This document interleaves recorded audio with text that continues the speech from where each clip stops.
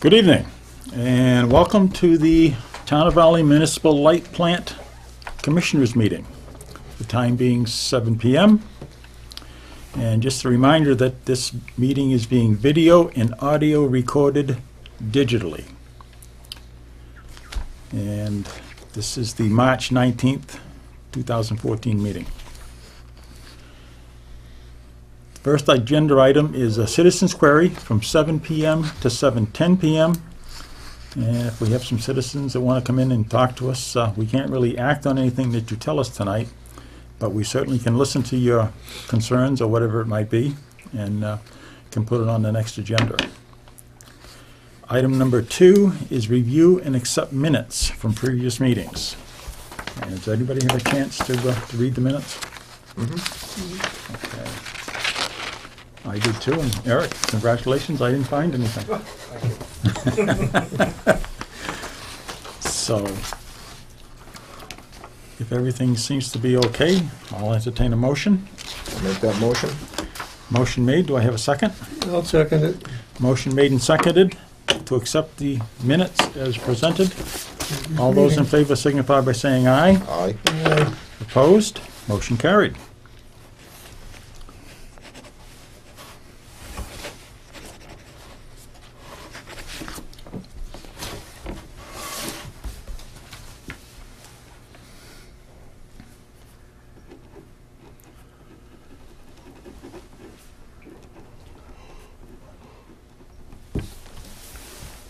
Thank you, Ken.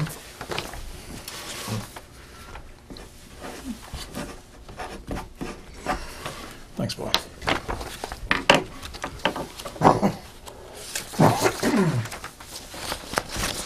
Go ahead. Okay, item number 3, review 2013 budget year-end.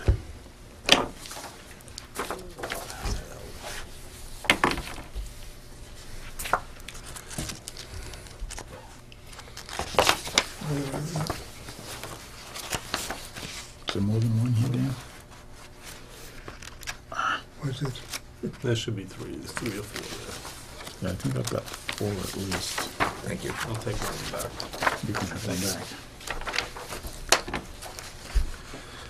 I'll give you a minute to review that before we have some discussion on it. Okay.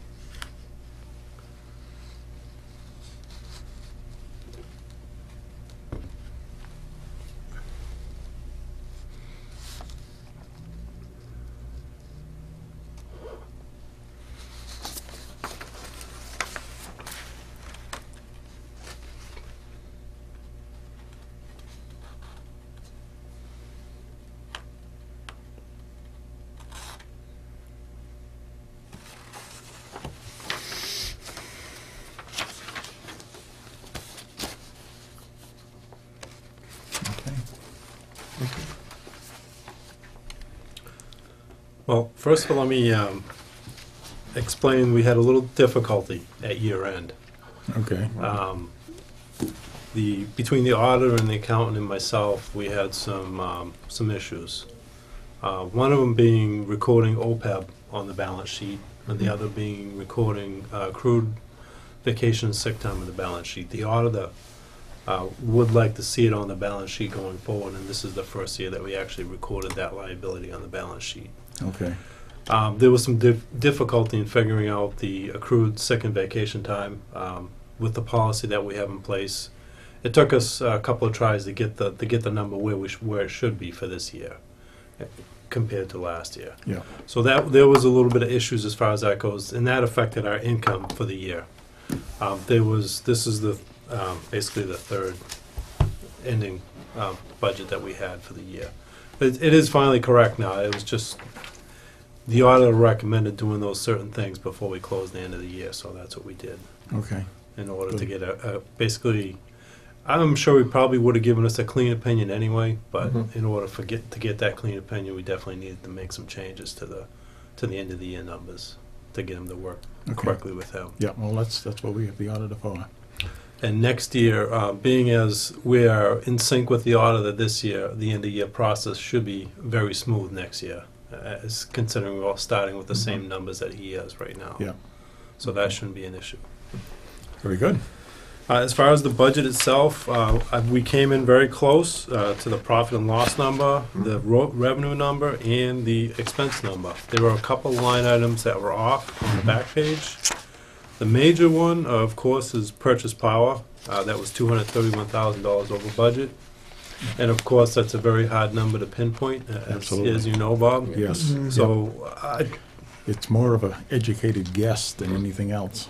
And even talking with our energy power supply, with Energy New England, they can give me a rough number, which is kind of what I used, but it's so volatile during the summer that even, well, not so much in the summer anymore, but now it's so volatile with the gas prices in the winter that we had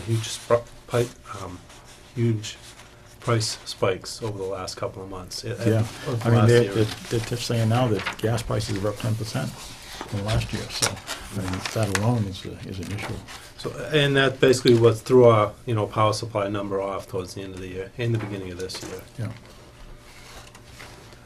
The only other two that we really had an issue with that were way over would be the admin and general expense and the maintenance of general plant. The admin and general expense is over only because that is mostly a payroll account. So what I neglected to put in there was probably some raises that we had done in July that weren't factored in, because basically I don't have a number to put in for the raises for July until we actually have the negotiations with the employees. The maintenance of general plant is there was an error in recording that. It should actually go to 903 instead of 930. Okay. I mean, instead of 932, and you see that 903 is actually plus 84,000 for the year. Yeah. So that actually should have gone into that line item instead. I see. And that would have actually made up for the difference between the two. And that has been corrected. And now those two accounts are basically payroll accounts. One is myself, and the other one is mostly Eric and Sandra in the office. Okay. As far as, is there any specific questions on any of the other line items within the budget? No, I mean, some of them hit right on the head here, and others were not that far off. So, and this is basically the first time we've really done this for this past year, right? The full year, yes. Yeah. Yep. So I think we're getting our baptism here through the process, and Okay. we've recognized that we do have some mispostings, that's what the auditors do. They're supposed to find that stuff. So I think overall, we did very well. Okay, cool, thank you. Yep. Great job, Dan. Thank you. We can only hope 2014 works just as well, if Well, not there better. again, I mean, there's always going to be something to show. And as you mentioned, the power supply is very volatile. I mean, it's so weather-driven that it's almost impossible to say today what's going to happen at the end of the year. Well, considering our total budget for expenses was $5.6 million, and the power supply alone was $4.1 million for the budget. Mm-hmm. That's over 90% of the budget. I mean, that's Oh, yeah. the biggest number we have in our budget. Everything else is pales compared to the actual power supply number. Exactly. What's the, you know what the percentage is now? Not off the top of my head, no. I know when I was there, it used to be just over 80%. Yeah, it's All of probably, your operation was power supply alone. I think it's probably even more now. it's more now, yeah. It's probably close to 90. Yeah. Okay. Good. Any other discussion? Okay, we can go on to agenda item number 4, and it's a recap of the American Public Power Association Legislative Rally.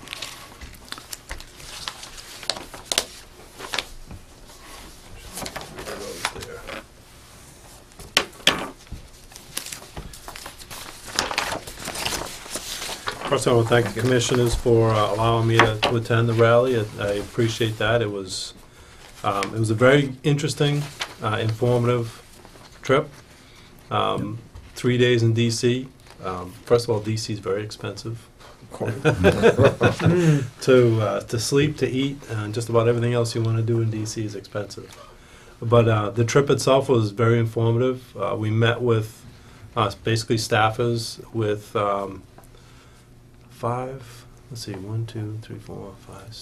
7 different offices. We met with our reps, of course, and congressmen. I was a little disappointed that we didn't actually get to meet with the congressman or representative, Yeah. but we did meet with their staffers, so which is good. And the staffers were very good in talking about these issues that I just handed out to you. These were the talking points that we left with our congressmen and representatives for Okay. them to be kind of aware of the issues we're trying to address. And the staffers were very good, and they were pretty much up to date on what we were talking about. Oh, yeah. So it seems like we may get some traction on some of these issues, but some of them are beyond their control even, like some of like the FCM PI, which is one of the, if you read this, is one of the issues that we talked to the staffers about, and that is actually something that probably is going to be discussed at FERC. So they may have a little sway, they're not talking to FERC, but it's a tough thing to do. But the trip overall was very well, and we had in each meeting probably at the minimum 6 people, most 10, in the room. Managers, there was a couple of commissioners that went. There was some people from MWEC that went.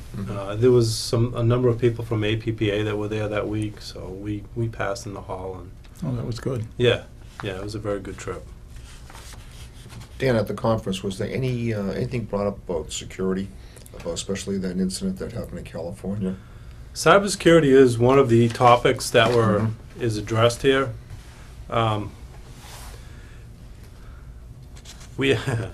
It's funny you asked that, because we addressed it with one of the staffers, and one of the staffers, because they have their own views as far on these issues, and wasn't well received with them, put it that way. They have their own views on cybersecurity and how it should be handled, and who should handle the actual, who should handle the, what's the word I'm trying to think of, implementation of the cybersecurity, whether it be NERC, the Northeast Reliability Council, or FERC, or Homeland Security. So they're bouncing around between different agencies, and some people think it should go to Homeland Security. We don't think it should. We think it should go to NERC, who is already familiar with our industry.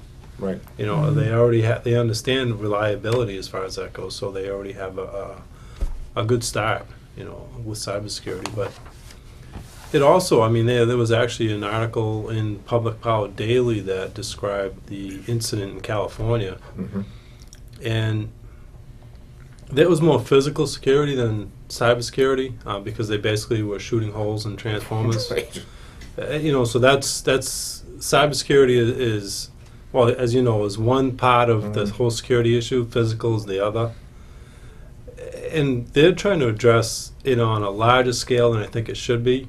I mean, it can be narrowed down to a few critical infrastructure points, rather than, because if Raleigh's substation goes down, we're not going to affect the integrity of the whole grid.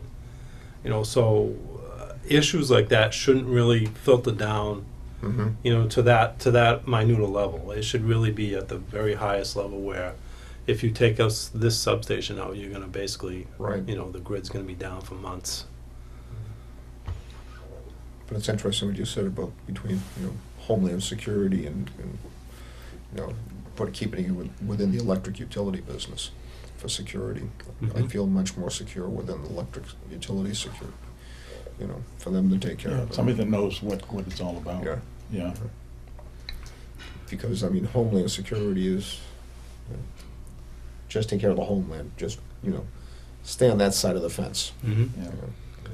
Yeah, it remains to be seen how it's going to all play out. But there are a number of bills. As the grid modernization bill, I think, was one of them that addressed cybersecurity and physical security. Well, I guess we got to wait to see, what happens with that before, we have an idea of what's going to happen. It's all, it's all in how, when it goes through Congress or the House, and what comes out of it, you have to address it then. Exactly. Mhm. But at least, you can get a chance to at least voice your concerns. Yeah, and we do, and that's the reason for the trip, is to voice our concerns with the staffers, and most of it has to do with ISO New England and their rules and regulations, and trying to get some sway with our representatives and congressmen about they're hurting the consumer, and we're all about the consumer, and ISO New England's all about reliability, and it doesn't matter how much it costs. So we try to sway, get our opinion across that they're hurting the consumer. Just how big a substation was that in California that they went after? Oh, it was large. It was quite large. Quite large. Yeah, yeah. I believe there was. I'll send you the link. There was actually I think it was a PBS News story on it. I think it was on Newsline or NewsHour or something like that. Okay. And they actually interviewed Mark Creason he's the president of APPA. Okay. And there was another gentleman from, I can't remember where he was from. He was from a utility in California they interviewed. I'll send you the link so you can have that. It just worrisome that it took so long for response to get police out there to the site. It was, I think, something like 45 minutes or something like that. Yeah, yeah. When it first started, and they had security cameras and everything else in place. And Most substations are unmonitored. I mean, one of the major problems is we talk about this, and it made national news. So when it makes national news, everybody sees it. So I mean, one of the biggest problems they had was that they don't really want the information getting out there that much, Exactly. because it gives information to everybody. that's right. Yeah. And plants a seed in their brain, yeah. Unfortunately. Yeah. You have to talk about it, though. Yes, you do. Yeah. Well, something, unfortunately, these days, that there has to be addressed. It Mhm. really does, because there's so many strange people running around out there, trying to make a name for themselves. Just more of them than there used to be. Oh, yeah, it's true, Bob, it really is. It's, Yeah. they seem to be multiplying for some reason. But overall, the trip was I think we were well received with the staffers of the congressmen, senators, so Yeah, it was yeah. it was a good trip overall. Good. Well worth it, that's good. Yeah, I mean, it is nice to be able to do that. They get to know what municipal side of the operation looks like, and we get a chance to voice what's going on in New England in this area. So that's a good move. Mm-hmm. Okay. Anything else on that? Okay, item number 5. It's the 2014 Northeast Public Power Association Annual Meeting. The annual meeting for NEPA is coming up in August. It's August 24th through the 27th. I just wanted to inquire of the commissioners if anybody is interested in going. The room reservations are open now, so I just wanted to inquire as to the board as if anybody would be interested in going. It's in where? It's at the Seacrest Hotel in Falmouth. You interested? No, just in town? Falmouth. In Falmouth. Belmont. I'm Oh, sorry, oh. Falmouth. Oh, Falmouth. Oh, Falmouth. Falmouth. I didn't hear you. I'm Yes, sorry. sir. Okay. They are actually fairly good. They're really good meetings. They have sessions almost every day on the topics of the times, Mhm. and you get to meet a lot of interesting people. A lot of commissioners go and that kind of thing. But When will you have an agenda on what's the topics and all that? Probably within the next few weeks. Okay. Yeah, it'd be interesting to see what the Okay. topics were for a Right. decision. okay. And item number 6, 2014 Municipal Electric Association, Massachusetts Electric. It's been a while. Meme. The MEME annual meeting is March 15th and 16th. I wrote March, it's not March. It's May 15th and 16th. And that is similar to the NEPA meeting, except it's only one night, and they have meetings starting at noon on the first day and ending at noon on the second day. And it's very similar to NEPA as they discuss pertinent issues in the utilities, and those room reservations will be opening up fairly quickly within the next week or so. Okay. As soon as the agendas for both these meetings come out, I'll forward them to the board, and then you can give me your yays or nays if you want. If you'd Sure. like to attend, then I can make room reservations for you. Okay. Okay. That's held where? That one is going to be in Plymouth, Mass. Plymouth, okay. Okay.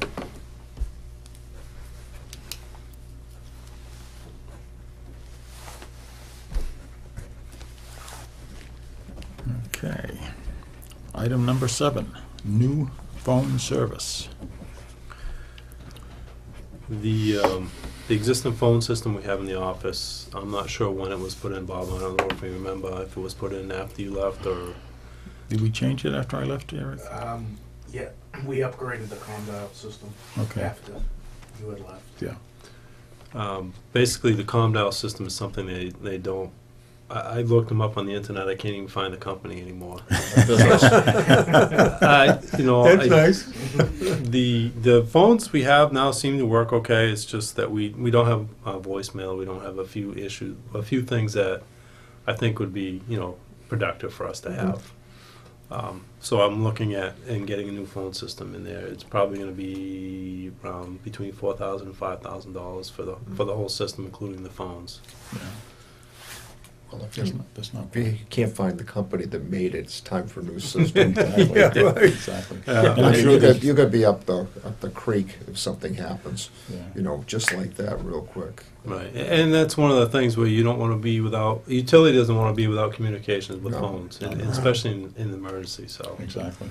And I'm sure the systems have been upgraded, electronically from what we have now. they're a lot more user friendly now. They actually have web interfaces where you can go into the system and actually look at it, program it. Have music on hold, things like that. Yeah. All kinds of different things you can do with them now. But I'm having difficulty finding salespeople for these systems.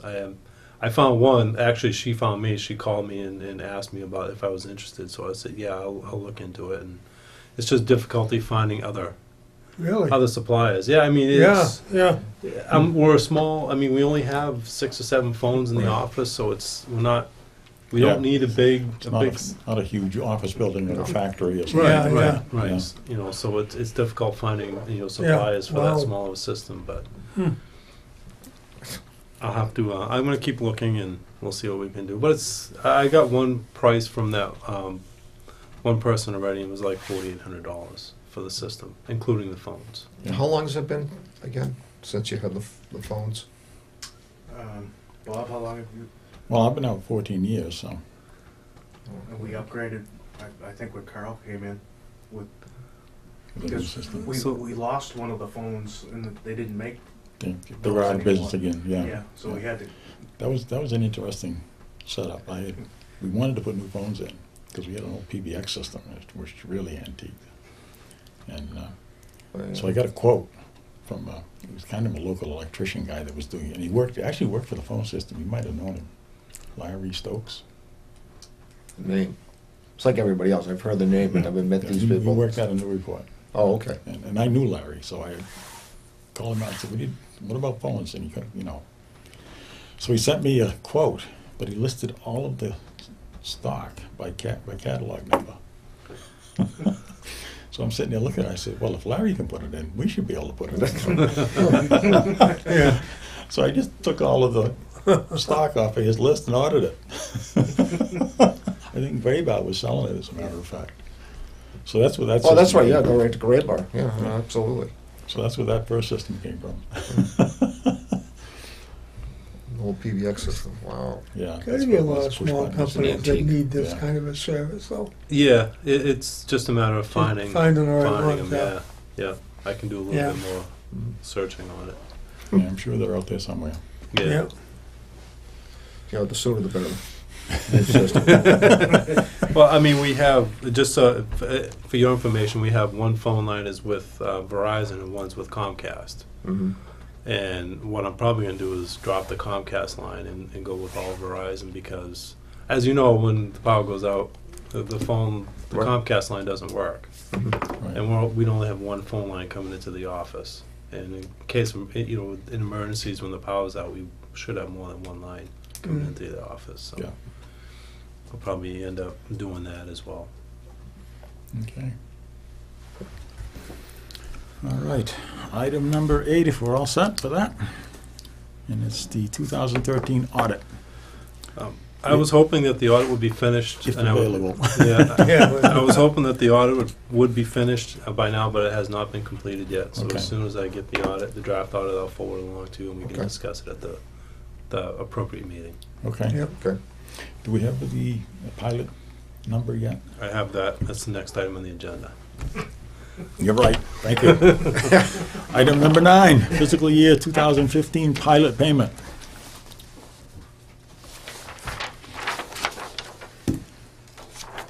Okay. 2014, payment in lieu of taxes to the town of Rowley. And there's a motion here to move that the manager of the municipal lighting plant under the direction and control of the municipal light board for the expenses for the plant for said fiscal year 15, as defined in section 57, chapter 164 of the general laws, make a payment in lieu of taxes to the town of Rowley in the amount of $27,577.70. Make that motion. So, you want some discussion? Oh, well, It's basically, what we do is we return the streetlight money, or the estimated cost of streetlights, to the town as a payment in lieu of taxes. Mm-hmm. So, and last time we had a guess figure, basically it was the best guess we had at the time because the audit hadn't been done. The audit, we had difficulty closing year in at that Yeah. time, so the expense number wasn't quite correct, and this is So the this is result. good. So, and this is exactly the right time because I think probably by the end of this week, the stuff will be going to print. Okay. So this will work out fine. So is there any other discussion or comments? oh, that's great. Okay, you made a payment, you made a I'll motion. make a motion. I'll ask for a second. I'll second the Okay, motion. motion made and seconded. Seconded, let it go. All those in favor signify by saying aye. Aye. Opposed? Okay, the vote is 3-0. And just a little more information on that. As you know, as we increase the number of LED lights, the kilowatt hour amounts do decrease for the pilot. Yeah. What we are looking to do, and just so you know, we are looking.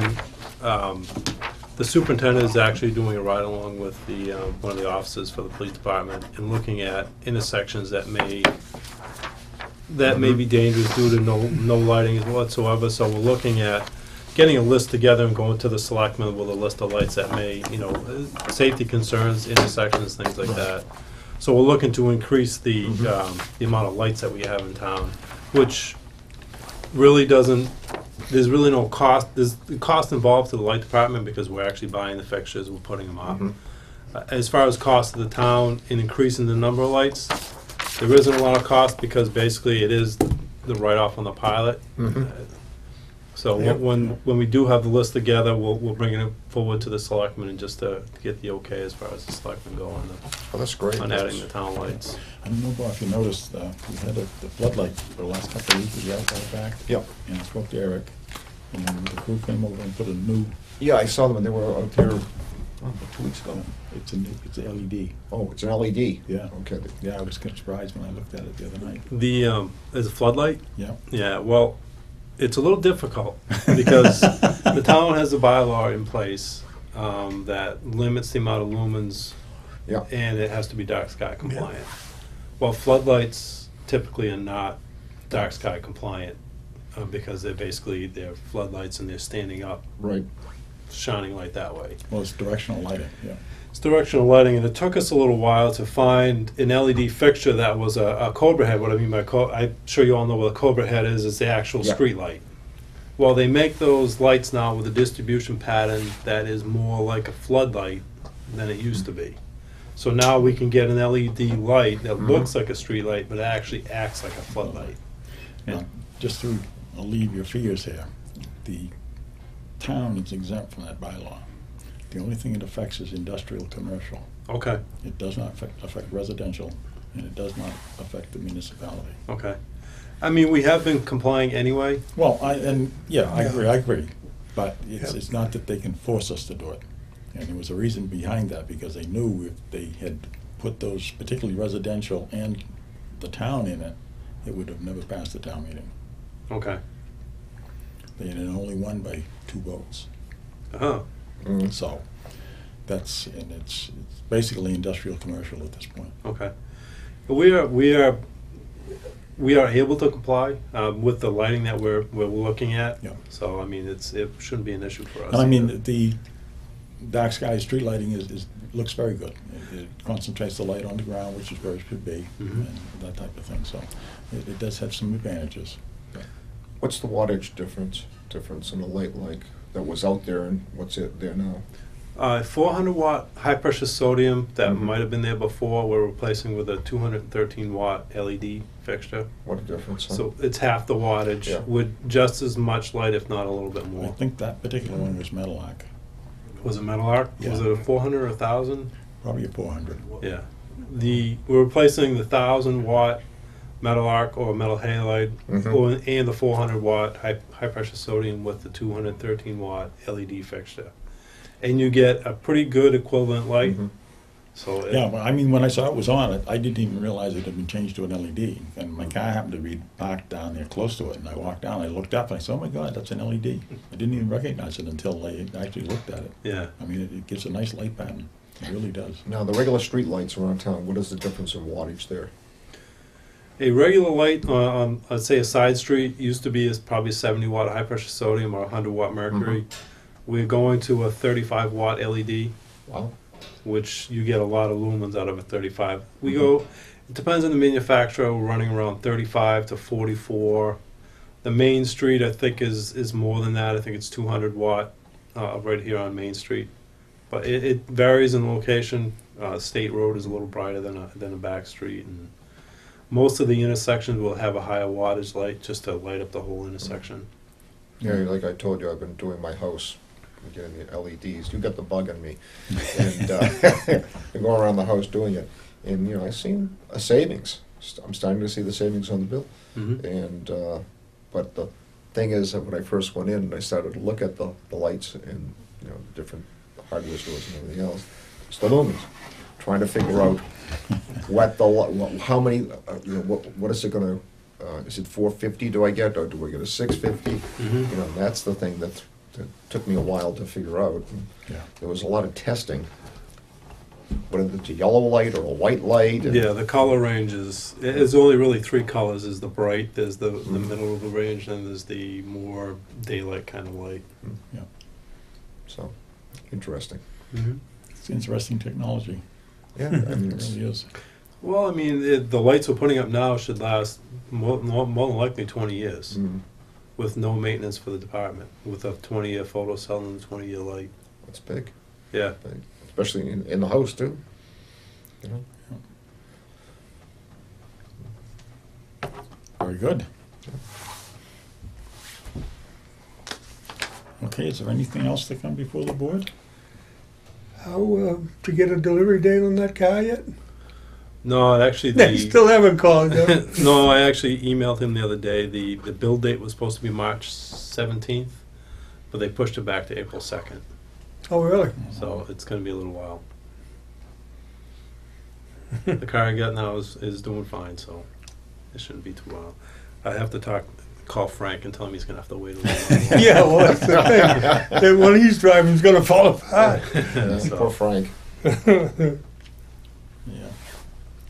Frank's easy going. He really is. Okay, if there's any other business to come before the board, we will entertain a motion. I'll make a motion to adjourn. And I'll second that motion. Motion made and seconded to adjourn. All those in favor signify by saying aye. Aye. Aye. Opposed? Motion carried. We are adjourned.